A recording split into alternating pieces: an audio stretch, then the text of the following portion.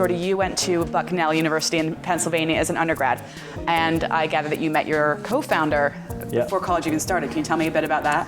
Sure. John and I, we met the first week we were at school. Even before school started, we both were trying out for the golf team. And it was very fortuitous that we both had a lot in common, and we both loved golf, and we became great friends. We joined the same fraternity and buddies throughout college and roommates, and obviously kept in touch after graduation, and circled up about 2 years after to start Stella.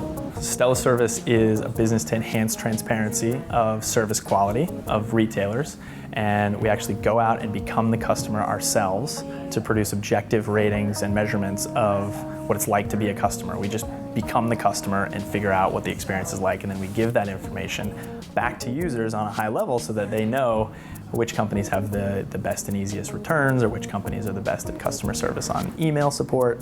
And we do all of that stuff on the one hand to rate the companies for consumers, and then we give that data and insight back to the companies to help them become better service organizations and improve service for their customers. So I know that during the early, shall we say, lean years for Stella Service, you ended up back at Bucknell despite having graduated a few years before. Can you tell me a little bit about why you made that decision and what that was like? Yeah, so being back at, in the early stages of starting a company, you obviously don't have very much money, and so we wanted to live in New York, but we tried that and sort of ran low on funds, and so we decided to go back to Lewisburg and basically pay about a tenth of what we were paying to live in New York to live there.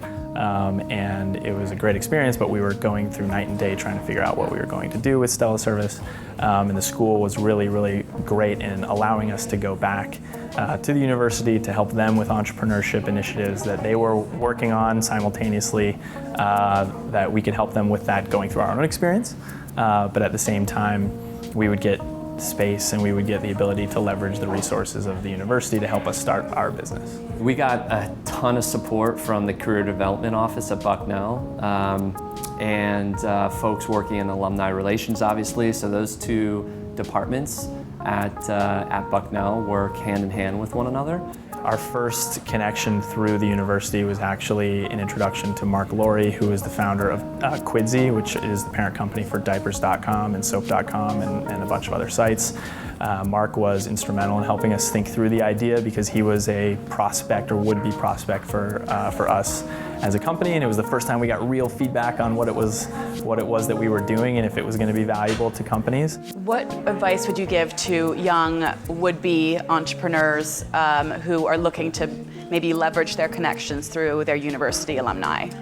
I would say go for it. You know, you don't have anything to lose by reaching out. The worst thing that happens is people don't respond to you, and I think too often people are hesitant. I always say that the alumni network is the easiest network to reach out to cold, because it's not cold, it's warm, and you feel like you're talking to family. So even if it's somebody who you don't know, who's 5 years or 10 years or 20 years your senior, they're still receptive to receive an email and get back to you. So just do it.